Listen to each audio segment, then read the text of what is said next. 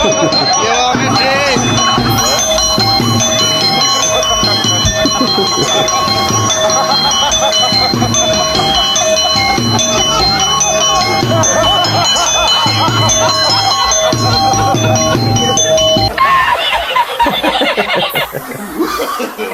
No, no, no, no. 8,9 triliun DKI yang raih.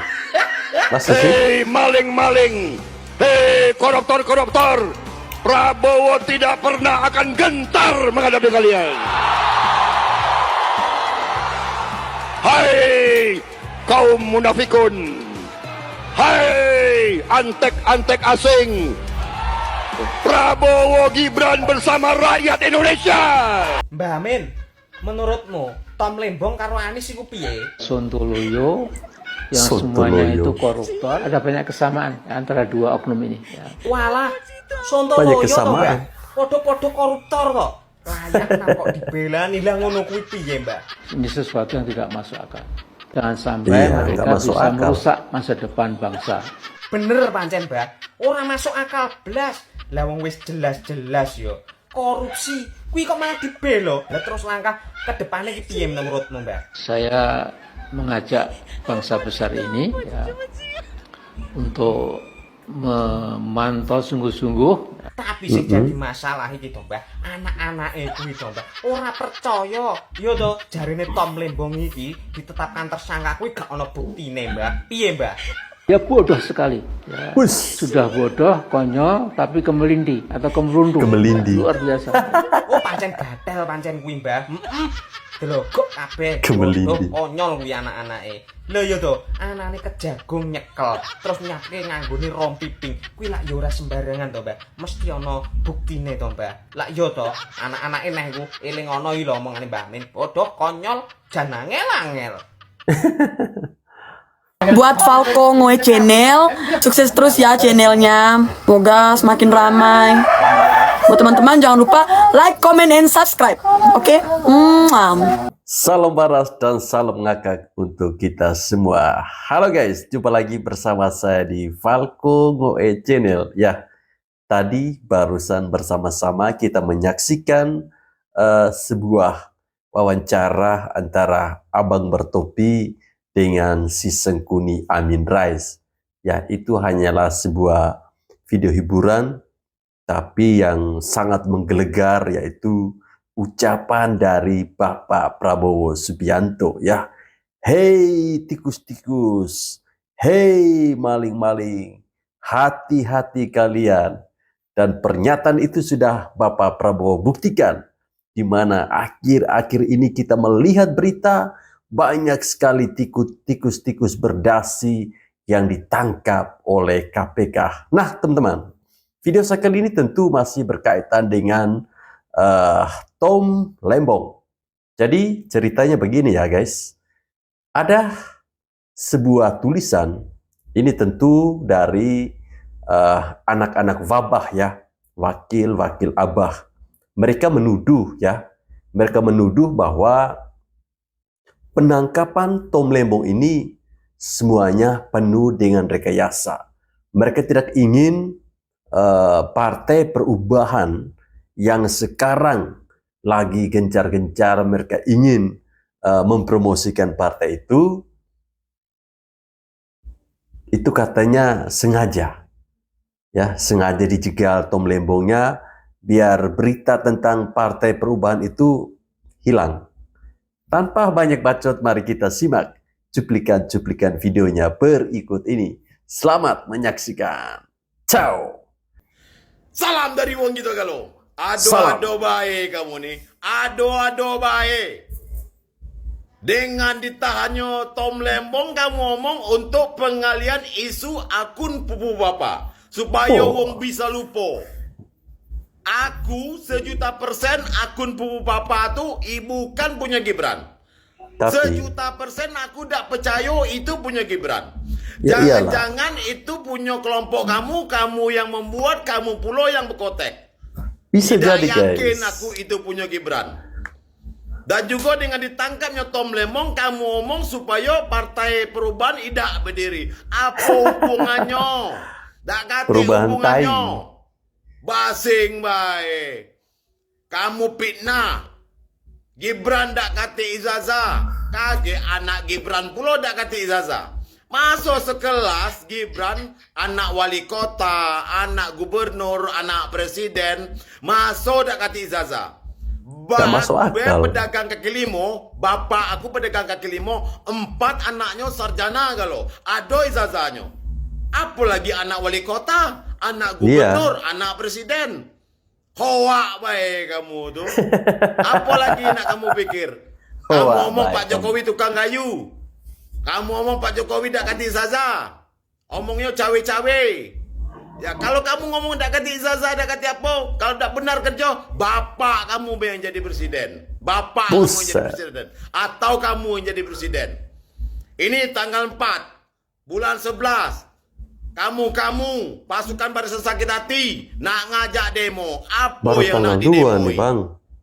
Apa yang nak didemoi? Nak ngadilin Pak Jokowi, apa yang nak diadilin? Korupsinya.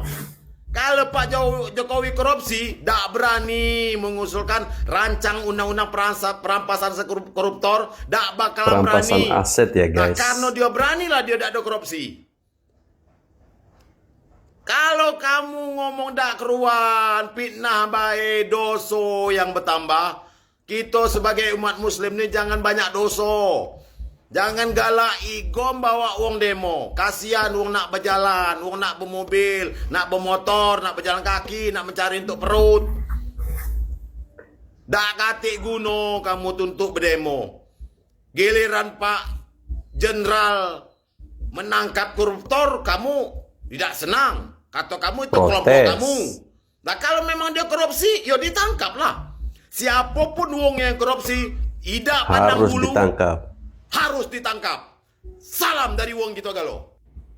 Mengaku anti korupsi, tapi kok mendukung Tom Lembong dan bilang Siapa tuh, Tom Bang? Lembong ditangkap karena afiliasi politiknya berbeda dengan pemerintah sekarang.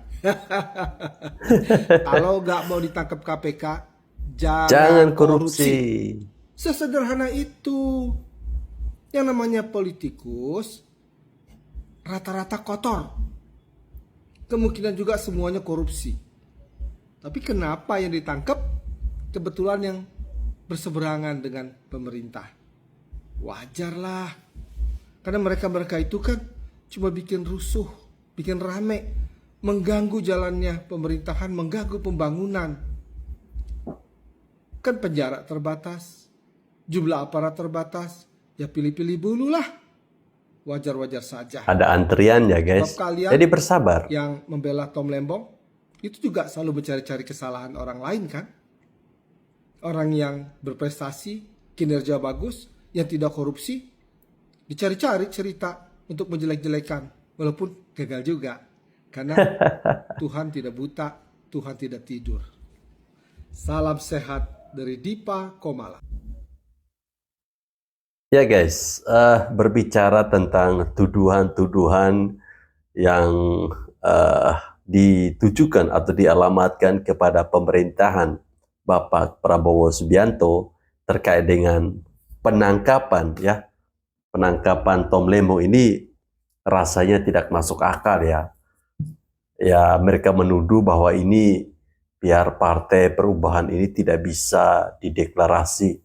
Jadi kesannya seperti menjegal. Ada yang mengatakan bahwa kenapa sih kok di zamannya Pak Jokowi berkuasa nggak ada tuh penangkapan koruptor.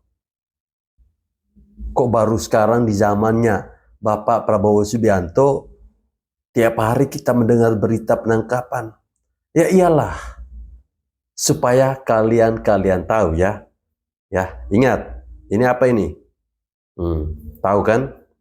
Supaya kalian ini pada tahu ya, para pembencinya Bapak Jokowi, tugas Bapak Jokowi itu adalah membuat fondasi.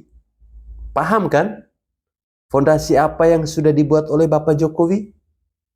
Yang pertama tentu sudah kalian atau kita lihat bersama bagaimana Bapak Jokowi membangun dari Sabang sampai Merauke. ya, terkait dengan para koruptor yang ditangkap. Apakah Bapak Jokowi tidak pernah mengurus hal itu? Tentu tidak. Bapak Jokowi juga ingin agar para koruptor ini ditangkap. Tapi tahu sendiri kan, saat Bapak Jokowi masih menjabat, dia harus tunduk kepada yang mulia, Mama Manajer. Ya. Makanya tidak heran undang-undang perampasan aset yang diusulkan oleh Bapak Jokowi kepada anggota DPR ketika itu, sampai hari ini, sampai hari di mana masa kepemimpinan Bapak Jokowi selesai, belum juga tuh terrealisasi. Pertanyaannya siapa ketua DPR RI saat itu? Kan masih tuh anaknya Ibu Manajer kan? Jadi kalau teman-teman ingat, Bapak Jokowi pernah mengatakan, ya, hati-hati. Ya, hati-hati bagi kalian para koruptor. Hati-hati. Nama kalian itu sudah ada di kantong saya. Dan saya akan menggigit sendiri lewat cara saya. Ini apa yang diucapkan oleh Bapak Jokowi, dia buktikan. Dia akan menggigit lewat caranya dia. Caranya seperti apa? Namanya sudah dikantongi. Ya. Tinggal dia serahkan ke Bapak Prabowo. Ini loh Bapak, nama-namanya sudah ada. Tinggal Bapak langsung laksanakan. Makanya tidak heran 10 hari pertama pemerintahan Bapak Prabowo Gibran, semuanya itu terlihat seperti sangat cepat. Ya, secepat kilat. Sangat-sangat cepat. Para koruptor ditangkap di mana-mana. Sampai di sini anak-anak wabah paham kan? Atau belum pada paham? Ya, susah juga ya mau menjelaskan kepada anak-anak wabah ini. Baru 10 hari menjabat, Bapak Prabowo Subianto sudah bisa menangkap 28 koruptor kelas kakap di negara kita, guys. Wow. Dan buat orang yang bilang, terus selama ini 10 tahun ini kerjanya si Mulyono ngapain? Stop bilang begitu ya, stop. Jadi kalian pikir selama ini Bapak Jokowi itu enak-enakan gitu, nggak kerja? Salah guys, salah. Dia itu yang ngelis nama-nama koruptor, dan Pak Prabowo yang mengeksekusi. Kerjasama yang luar biasa. Kasih paham mereka. Bukan karena Pak Jokowi itu tidak bisa kerja atau apa, karena Pak Jokowi itu diawasin ketua partai. Karena Pak Jokowi itu bukan yang punya partai itu. Apalagi Pak Jokowi itu selalu diawasin sama si nenek itu. Si nenek. Nenek tahu siapa kan ya? yang maksud nenek siapa? Lampir. Tahu dong. Tahu Pak Jokowi lah. selalu menggebu-gebu pengen kalau Pak Prabowo jadi presiden. Karena apa ya kayak gini? Karena tahu kalau Pak Prabowo tuh berdiri di atas partainya sendiri. Jadi tidak ada yang bisa ngatur Pak Prabowo. Jadi kayak gini kan? Ini baru 10 hari menjabat sudah 28 koruptor kelas kakap yang bisa ditangkap sama Pak Prabowo. Itu berkat siapa? Berkat kerjasama mereka. Begitu loh guys. Jadi stop, jangan ada yang menyalahkan Pak Jokowi nggak bisa kerja. Karena Ya ini masih semua menyalakan kerjasama saya ketok pakai ini mereka. nanti. Manek lu yang kemarin bilang nyesel milih Prabowo gara-gara fitnah dan juga hasutan Dajjal. Lu lihat nih, yang suka ngehasut-hasut ini yang bikin bahaya nih. Siapa lagi kalau bukan kaum sakit hati? 3,1 triliun Prabowo guys. sikat 28 koruptor yang merugikan negara sampai 3,1 T. Gak sampai 1 bulan Pak Prabowo menjadi presiden, koruptor pada kocar kacir. Salah satunya siapa? Siapa lagi kalau bukan Tom Lembong, agen perubahan, duta peringatan darurat, bestinya Abah Burkun. Dan Tom lebih Lembong, kocaknya lagi, agen perubahan. bisa-bisanya seorang imam Mahdi palsu memberikan semangat ataupun doa kepada koruptor. Sama aja, Abah sama anak sama aja, bisa-bisa seorang koruptor malah dibela. Sedeng. Kalian sadar nggak? Kasus Sedeng. korupsi belakangan ini keluar Apaan semua, mulai tuh? dari 400 miliar sampai triliunan, keluar semua. Tapi atensi lainnya adalah semua ini bisa terbantu akibat jaksa agung yang jujur. Terima kasih banyak Jaksa Agung, kalian sudah mengembalikan kepercayaan rakyat kepada kalian. Terima kasih buat Pak Burhanuddin, Pak Prabowo, sikat terus Pak. Dan tahu gak, kalian sampai-sampai judul pada diberantas loh, wah keren banget. Satu lagi Pak, terapkan hukuman mati untuk para koruptor atau sahkan rancangan undang-undang perampasan aset. Setuju nggak? Setuju lah. Kampung sebelah, aneh banget ya. Kasus tahun 2015 tapi baru diusut sekarang, baru dipermasalahkan sekarang. Ada yang lebih aneh. Ada yang Apaan tuh? lebih aneh. Apa itu? Ada gerombolan orang-orang yang mempermasalahkan tweet seseorang 10 tahun yang lalu, di mana orang ini Fufu Fafa. pertama nggak jelas siapa orangnya, kedua tidak merugikan negara, ketiga tidak menyalahgunakan wewenang, ya, tapi dipermasalahkan sama gerombolan orang-orang itu. Lebih aneh nggak? Aneh lah. Aneh. Aneh kan? Gue pengen jeduk-jeduk tapi gue nggak bisa ngedit, ya udah gini aja. Ya, aneh ya. Ini si Mbak ini berbicara tentang Fufu Fafa ya. Ketika Fufu Fafa sama sekali tidak membuat negara ini rugi, mereka persoalkan. Tapi ketika Tom Lembong ditangkap terkait dengan kasus impor gula di tahun 2015-2016 dan merugikan negara sebesar 400 miliar, mereka malah ngebacot. Dan lebih parahnya lagi, mereka malah mendoakan. Jangan berhenti mencintai rakyat ya. Kampret lu pada. Ya teman-teman, bayangkan. Selama atau baru beberapa hari pemerintahan ini bekerja, ya, sudah ada 28 tersangka ya yang ditangkap, dan uang yang dikumpulkan itu sebesar berapa? Sebesar 3,1 triliun. Saya tidak bisa, ini baru 10 hari loh. Saya tidak bisa membayangkan kalau 5 tahun seperti ini secara terus-menerus, secara berturut-turut, itu utang negara separuhnya bisa pada lunas itu. Ya, utang negara separuhnya bisa pada lunas. Ini baru yang kelas-kelas teri aja ya, belum yang kelas kakap. Bayangkan saja betapa kayanya Indonesia ini. Tapi sayang, ya, kita ini dimiskinkan oleh para koruptor, bajingan-bajingan itu yang tidak tahu malu, yang tidak puas dengan gaji yang sudah mereka dapatkan. Kita baca analisa anak Abah. Apaan Jadi ini? analisanya. Tom Lembong itu adalah salah satu inisiator yang akan segera menggulirkan pembentukan partai untuk menjembatani Anies Baswedan di 2029. Masa sih? Tapi sebelum partai itu berdiri, tiang pancangnya sudah mulai dirobohkan. Jadi kedepannya sepertinya bukan hanya Tom Lembong saja. Paham ya? Jadi logika anak Abah, Tom Lembong itu ditangkap bukan karena korupsi, akan tetapi karena akan membuat partai untuk Abah. Tapi seandainya kalau benar ya, emang Tom Lembong buat partai untuk Anies, uangnya dari mana? Apa mau pakai uang pribadi? Secara Tom Lembong itu kan kaya, punya harta 101 Ya kaya miliar. lah. Sepertinya nggak bakalan.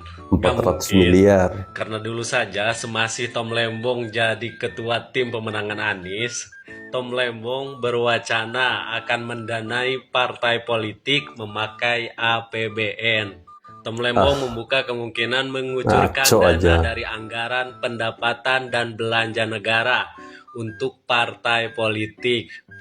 Tom Lembong mengatakan opsi mendanai parpol dengan APBN sudah menjadi wacana sejak lama. Menurutnya, cara ini untuk menghindari adanya penyelewengan anggaran.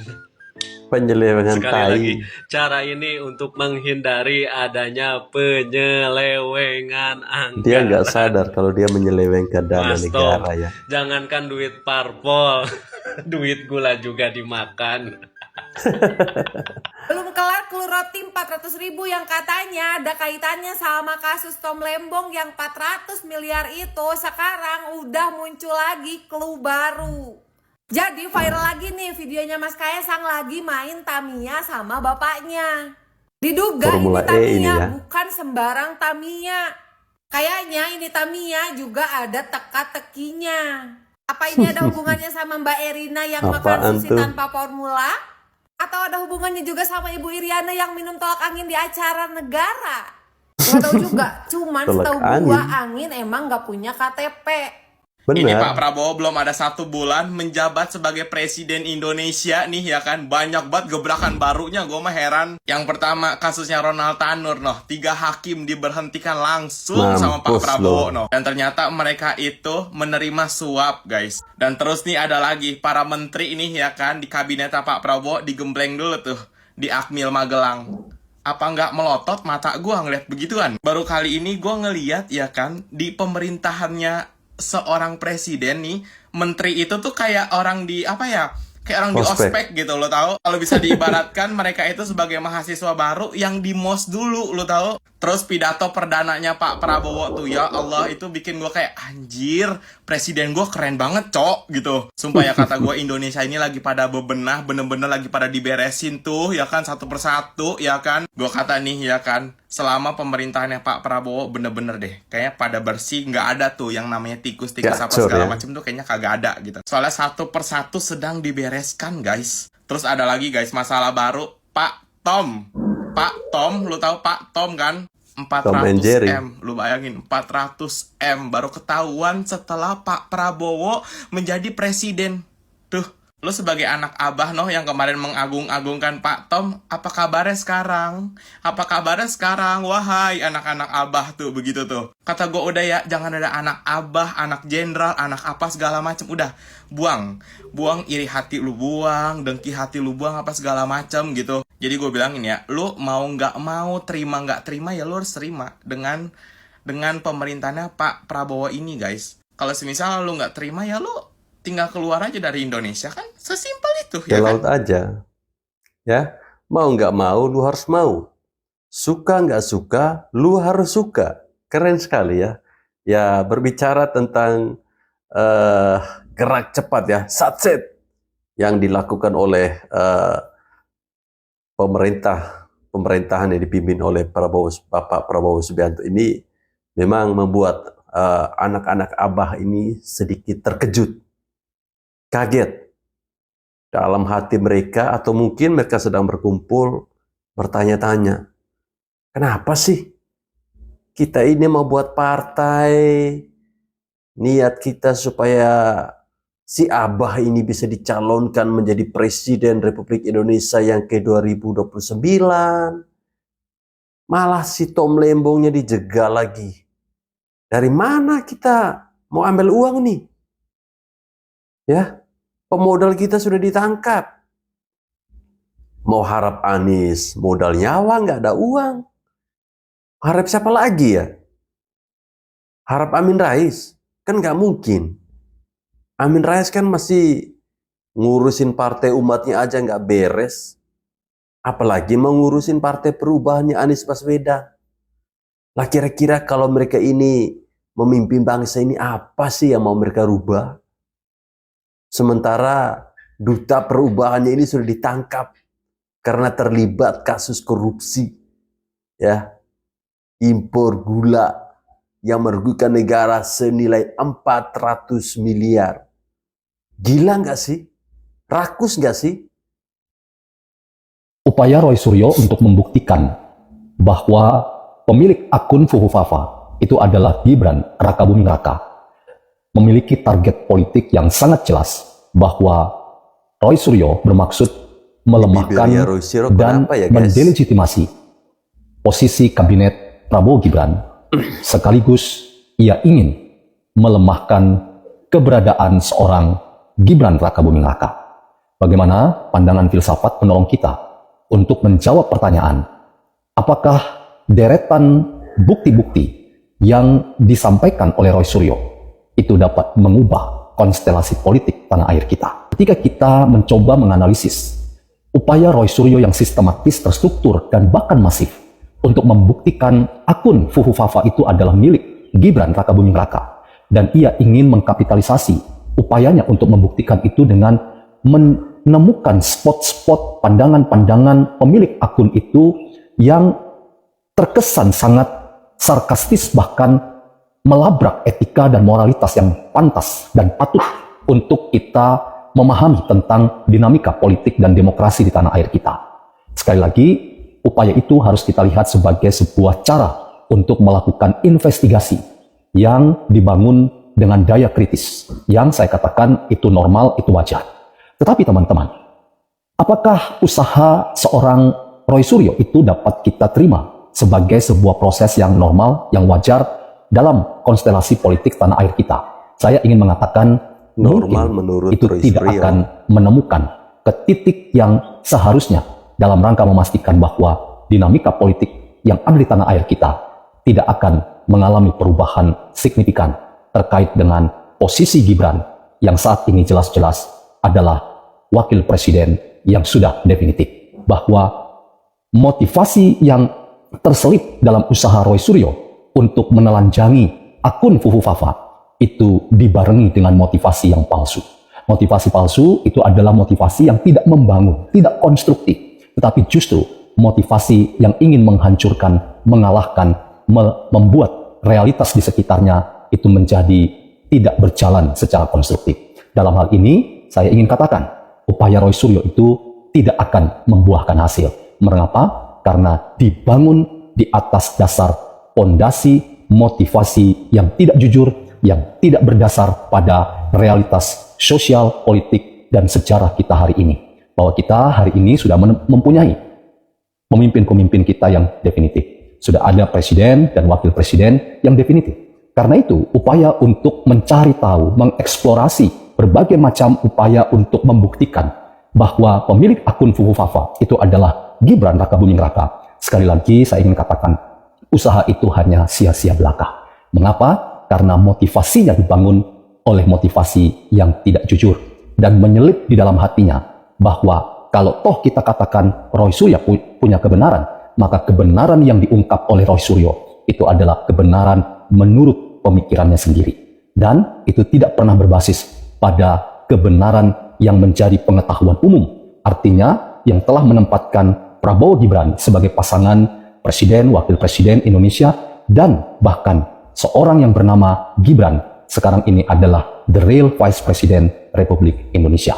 Jadi maaf, Saudara Roy Suryo, Anda termasuk orang yang ingin melakukan upaya investigasi yang itu mungkin menggunakan kecakapan dan kompetensi Anda. Tetapi menurut Sigmund Freud, motivasi Anda untuk menyelami kedalaman problem di seputar akun Fufu Fafa itu tidak dapat dibenarkan. Karena motivasi Anda penuh dengan kepalsuan, motivasi Anda tidak jujur, dan Anda menyembunyikan kepentingan yang itu bukan mengonstruksi realitas, tetapi ingin menghancurkan realitas.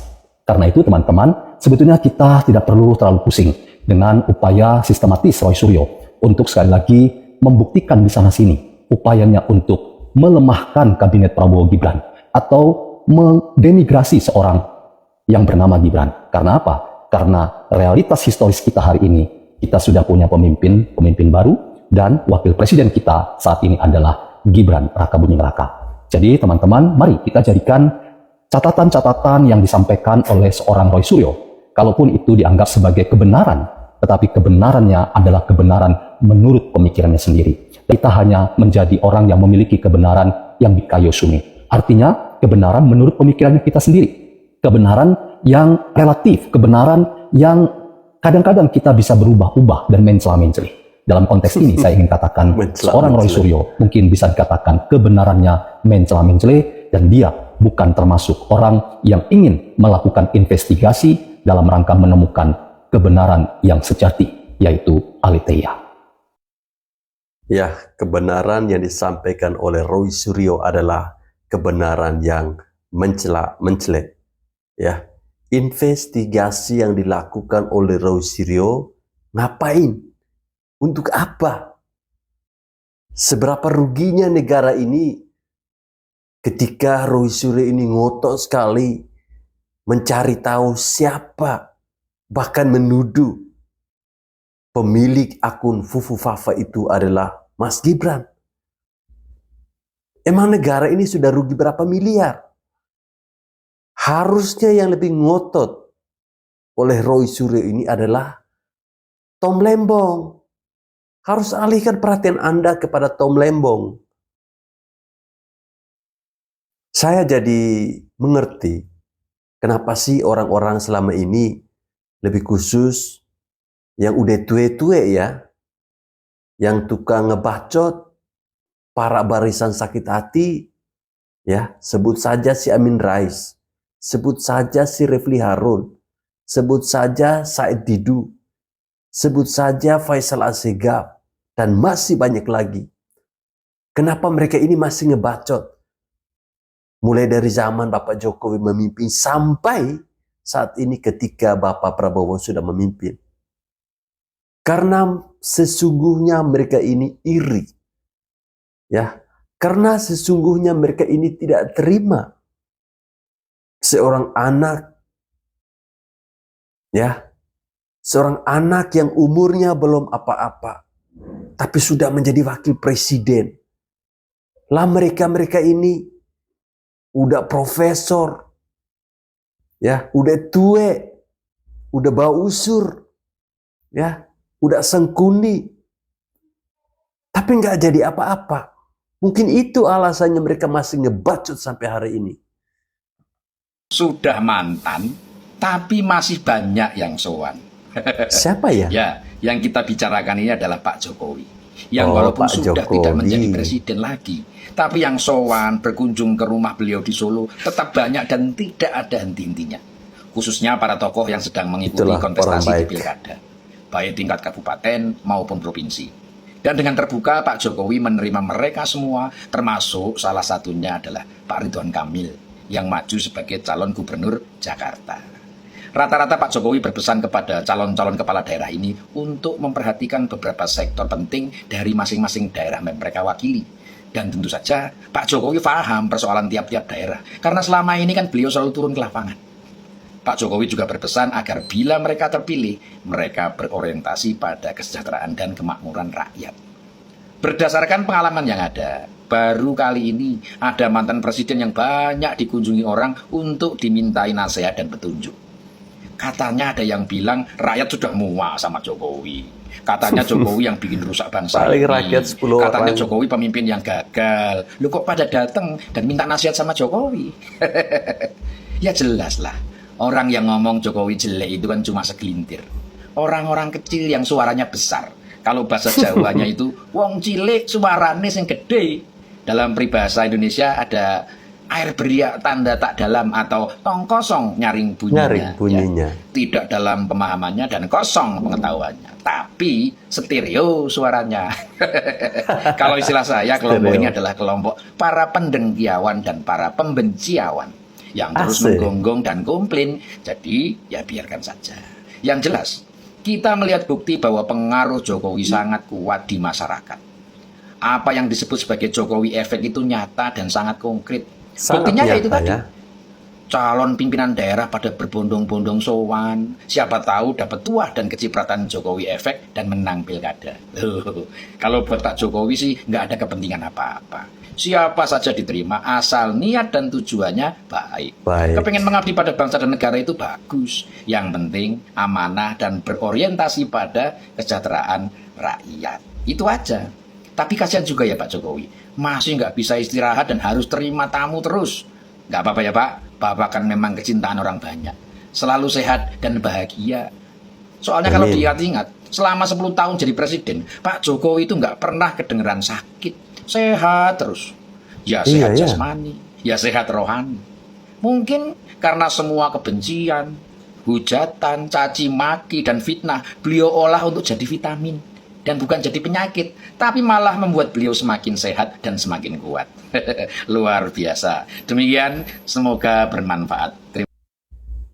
Ya, memang ya, tanpa kita sadari ya, bahwa sepanjang sejarah yang ada, baru kali ini ada seorang mantan presiden yang walaupun jabatannya sudah selesai, walaupun jabatannya sudah berakhir, tapi beliau masih banyak saja yang datang berkunjung. Ya, niat hati bahwa setelah jabatan presiden selesai mau istirahat, malah nggak bisa. Ya itulah kalau kita berbuat baik dengan orang, mau sampai kapanpun, walaupun kita sudah tidak jadi apapun, ya, sekalipun kita sudah tidak jadi apapun, kita akan tetap dihormati, kita akan tetap dihargai. Itulah Bapak Jokowi. Ini sekaligus mematahkan omongan-omongan orang selama ini yang bilang bahwa Pak Jokowi itu tidak dicintai oleh rakyat. Rakyat yang mana? Ya paling rakyat yang kalau kita hitung dengan jari masih sisa tuh. Ya, masih sisa tuh. Wong Bapak Jokowi saja ya menjelang atau detik-detik masa jabatannya berakhir, kepuasan atau kepercayaan atau kesukaan masyarakat terhadap beliau itu masih sangat tinggi. Paham kan sampai di sini? Fufu Fafa? Roy Suryo? Kalau berbicara soal Roy Suryo, mana paham dia? Kan otaknya lagi koslet.